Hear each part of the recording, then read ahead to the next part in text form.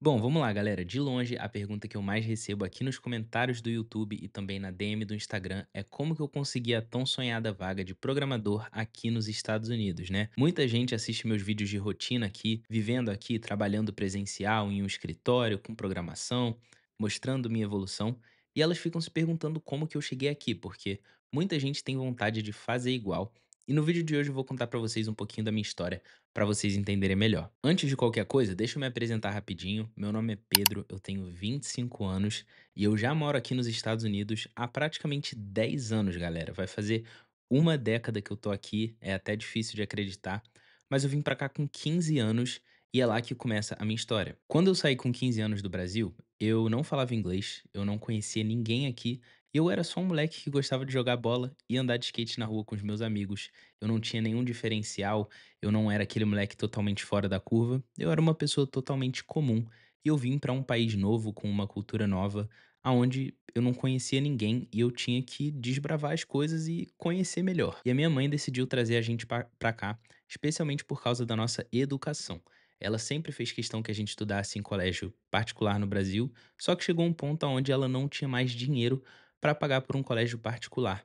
E ela decidiu que seria melhor a gente tentar uma vida fora do país e a gente estudar aqui e tentar uma oportunidade. Só que, como eu falei pra vocês, eu não falava inglês, eu não conhecia ninguém, foi algo totalmente novo pra mim. Bom, vamos lá, a gente chegou aqui nos Estados Unidos no meio de 2016 e desde que a gente chegou aqui eu já trabalho, né? A gente chegou, era férias da escola, então não estava na escola ainda.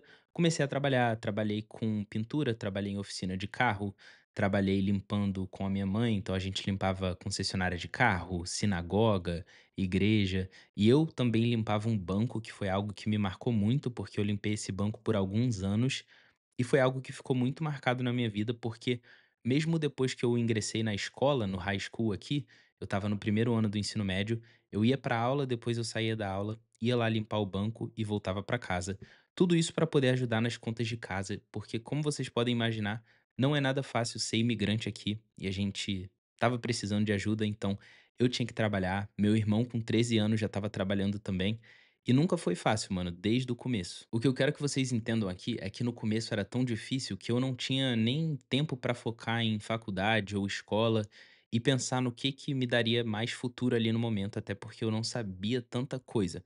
Eu sabia que eu queria focar, mas eu não tinha tanto tempo pra doar para a minha educação fora da escola. Então, quando eu estava lá, eu estava focado e depois que eu saía da escola, era trabalho, trabalho, trabalho, ir para casa, dormir, acordar e ir para a escola no dia seguinte. Eu não sabia como funcionava o sistema aqui, eu não sabia como eu faria um Enem da vida. Eu basicamente não sabia nada. Eu estava em classe de imigrante na high school, que tinha um monte de brasileiro e tinha imigrantes de outros países também.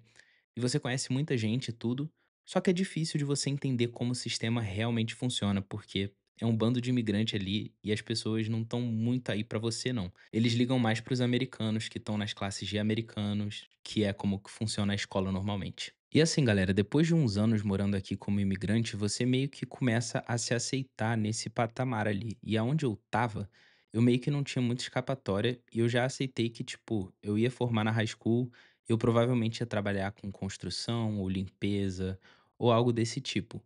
Até que eu me mudei de cidade. E quando eu me mudei de cidade, eu fui obrigado a mudar de high school. E nessa high school nova, eu conheci uma pessoa que mudaria toda a minha trajetória. Essa pessoa era minha conselheira na high school, e na high school todos os alunos têm uma conselheira ou um conselheiro. E essa moça, ela viu que eu era uma pessoa muito esforçada, que eu queria aprender inglês, que eu queria ir melhor na escola, que eu tirava notas boas e que eu trabalhava muito para ajudar minha família. E ela me indicou para uma bolsa escolar, onde eu teria que participar contra 2.000 outros americanos e conseguir ficar entre os 10 ganhadores. Então, dentro do estado de Massachusetts, aqui onde eu moro, tem essa bolsa onde 2.000 pessoas competem por uma bolsa de 250 a 300 mil dólares para você ir para a faculdade, porque a faculdade é muito cara aqui e eu nunca teria como pagar, a não ser se eu ganhasse uma bolsa. E essa era a minha única oportunidade. Ela me nomeou para essa bolsa e por alguma ilusão do destino eu acabei passando entre as 10 pessoas das 2.000. É loucura de imaginar, mas eu estava entre os 10 e eu consegui uma bolsa milionária, né, se você converter para reais, para estudar em uma universidade americana. A única coisa que eu tinha que pagar era o preço do meu dormitório, aonde eu ia morar no campus da universidade. Falando assim no vídeo, pode até ter parecido ser mais fácil do que foi, mas galera, foi muito difícil eu conseguir passar entre os 10 finalistas. E eu posso fazer um vídeo totalmente dedicado a só como eu ganhei essa bolsa para fazer uma faculdade praticamente de graça aqui nos Estados Unidos. Até porque o custo é extremamente alto e se não fosse por essa bolsa, nada disso teria sido possível, eu nem estaria aqui fazendo esse vídeo pra vocês. E vamos lá, só pra eu dar o contexto pra vocês aqui, eu comecei na faculdade em 2019 e nessa época aí, eu estava cursando engenharia mecânica. Na verdade, eu nem sabia muita coisa sobre programação, eu não fazia ideia que eu gostava de programação. Eu escolhi fazer engenharia mecânica, que é algo que eu já queria fazer desde o Brasil, desde antes de eu me mudar para cá. E aí eu comecei cursando engenharia mecânica e eu fiz uma aula de engenharia que todos os alunos de engenharia tinham que fazer, aonde você tem que escolher 3 seminários de 3 engenharias diferentes que não é o seu curso, para você aprender mais sobre os outros tipos de engenharia. E um dos seminários que eu escolhi foi engenharia da computação. Só que assim, cara, totalmente ingênuo, eu não sabia nada sobre engenharia da computação. Eu escolhi mais para ver e eu acabei gostando muito. Eu fiz uma aula com Arduino, eu aprendi a programar o Arduino e, cara, eu achei essa parada a coisa mais maneira do mundo, assim. Eu programei umas luzes lá, criei um sistemazinho de semáforo e eu falei, cara, é isso que eu quero fazer. Pronto, eu vou mudar o meu curso. E aí eu acabei mudando o curso na faculdade de engenharia mecânica para engenharia da computação. Isso no finalzinho de 2019, ali, começo de 2020, eu não lembro. Não sei se foi no finalzinho de 2019 ou começo de 2020, mas bem nessa época aí. Comecinho de 2020, eu comecei a estudar, a cursar engenharia da computação. Só que logo ali bateu o Covid. E eu tive que voltar para casa, né? Eu terminei o meu primeiro ano da faculdade de casa, à distância. Fiz o segundo ano inteiro à distância e como o mundo estava meio parado com as coisas de Covid e tal, eu não consegui em nenhum momento pegar um estágio. E outra coisa que me prejudicou bastante também foi que o curso de engenharia da computação é muito focado em hardware. Na minha opinião, ele foi muito focado em hardware. Eu tenho um vídeo aqui no canal onde eu falo por que que eu me arrependo de cursar engenharia da computação. Se eu pudesse escolher, eu escolheria outra coisa, talvez ciências da computação. Só que na época eu não sabia, né, então eu estava em casa ali, eu não estava conseguindo muitas oportunidades, Covid acontecendo e tudo, até que eu voltei para a faculdade em 2021 para o meu terceiro ano. E aí foi quando tudo mudou, porque nesse semestre eu fiz uma aula de Python, aonde eu comecei a aprender mais sobre estrutura de dados, algoritmos, e comecei a entender as coisas um pouco melhor. E aí no semestre seguinte eu também fiz uma aula de Java e fiz uma aula de design ali que, cara, eu mexi com inteligência artificial, eu achei muito maneiro, assim, destravou uma parada na minha mente, aonde eu falei: "Eu quero trabalhar com programação, não é engenharia da computação, é ciência da computação, é o que eu quero". Eu até tentei mudar meu curso de novo, mas não consegui, e ficou por isso mesmo, eu fiquei cursando engenharia da computação e me ensinando um monte de coisa por fora para eu tentar alguma oportunidade dentro do mundo de programação, até que eu apliquei para centenas de oportunidades de estágio e uma me retornou, que foi uma usina nuclear, simplesmente a maior usina nuclear dos Estados Unidos. Eu fiz uma entrevista com eles, não tive entrevista técnica, foi só entrevista comportamental ali, e eu passei. Eu consegui um estágio remoto para uma usina nuclear aqui nos Estados Unidos. Então, eu fiz um estágio daqui de Boston, trabalhando com programação, para a maior, empresa de energia nuclear no país. Loucura total, foi uma mudança, assim, muito grande, de uma pessoa que estava totalmente focada em engenharia elétrica, né, através do curso, comecei a me dedicar ali, apliquei para um monte de estágio e consegui uma oportunidade. Essa oportunidade foi a oportunidade que me abriu muitas portas, porque eu fiquei estagiando aquele verão todinho, voltei para a faculdade para o meu último ano com um estágio no meu currículo. E além disso, no meu último ano da faculdade, eu também comecei a trabalhar para uma startup da Califórnia através da minha aula de design ali, que seria o equivalente ao TCC no Brasil, né? Aqui não tem TCC, mas você tem que fazer essa aula de design.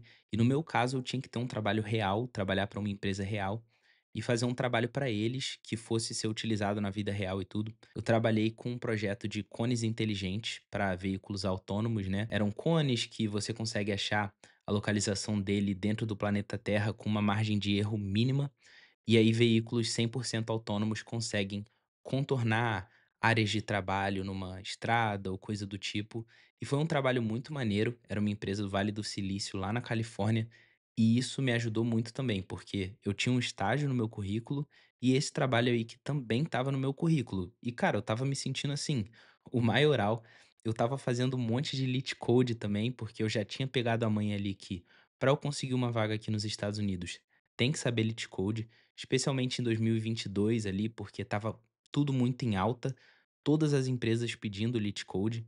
E eu comecei a estudar muito Leet Code. Fui ficando melhor e melhor ali, consegui várias entrevistas. Eu consegui entrevista na Amazon, eu consegui entrevista na Microsoft, eu consegui entrevista na IBM, eu consegui várias. A IBM eu quase consegui a oferta, eu cheguei na entrevista final, não consegui a oferta.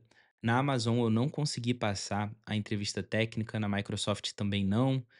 Eu não me lembro exatamente agora, algumas eu passava uma entrevista técnica, eu tinha uma segunda, não conseguia passar. Eu tive muita dificuldade porque eu estava gerenciando muitas coisas ao mesmo tempo. Era o trabalho para a empresa da Califórnia, estudando Leet Code, fazendo coisa para minhas aulas e, além de tudo, fazendo entrevista, estudando sobre empresa e coisa do tipo. E assim, eu ia aplicando mesmo, aplicando para tudo que é canto, até conseguir uma oportunidade.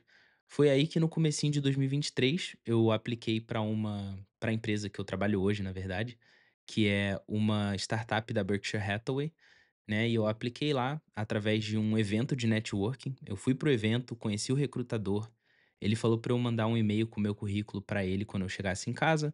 Eu mandei meu currículo para ele, 2 dias depois ali eu já estava fazendo entrevista, se eu não me engano, foi muito rápido assim. Consegui a entrevista, depois fui no escritório, entrevistei mais um monte de vezes com um monte de gente. Depois eu tive uma entrevista no estilo Elite Code também e passei, e aí consegui minha vaga, que foi a vaga na Berkshire Hathaway aí, que comecei a trabalhar no ramo de seguros. Talvez é um ramo que as pessoas não pensam muito sobre, mas foi a oportunidade que eu tive. E eu decidi aceitar essa oportunidade com eles, porque era uma oportunidade em Boston, onde minha família morava, apesar de eu estar fazendo faculdade em outro estado. Eu voltei pra cá, a Ana, que é minha namorada hoje também, ela morava aqui, então eu estaria mais perto dela. Eu trabalharia no escritório no centro da cidade, ia ser um trabalho tranquilo. Tudo meio que se alinhou ali para eu aceitar essa proposta e eu acabei aceitando. E foi assim que eu consegui a minha oportunidade como programador aqui nos Estados Unidos. E diferentemente do que muita gente imagina, né? Eu não consegui uma vaga no Brasil e me mudei para cá. Eu consegui a vaga estando aqui. Então eu tive que passar pelo processo de fazer faculdade, estudar muito Leet Code, passar em entrevista com Leet Code, fiz entrevistas em várias empresas, igual eu falei para vocês, até eu conseguir a minha oportunidade. E se eu tenho algum conselho para vocês, é nunca desista, porque você vai receber muitos nãos nesse processo. Eu literalmente tinha uma pasta no meu e-mail com todos os nãos que eu recebi, só para me motivar mais. Por algum motivo eu criei aquela pasta e eu falava para mim mesmo que no dia que eu conseguisse uma oportunidade, toda aquela pasta ali não valeria mais de nada, porque nenhum dos nãos importa quando você consegue o seu primeiro sim. Então você continua sempre tentando até você conseguir o seu primeiro sim. E depois que você consegue o primeiro sim, galera, os próximos sim são muito mais fáceis. Depois que a primeira porta se abre, você consegue abrir várias outras com muito mais facilidade. Esse é o meu conselho para você. Eu espero que vocês tenham curtido esse vídeo. Se você tiver alguma dúvida para mim, deixa aí nos comentários que eu respondo geral. Fechou? Tamo junto, rapaziada. Valeu e até a próxima.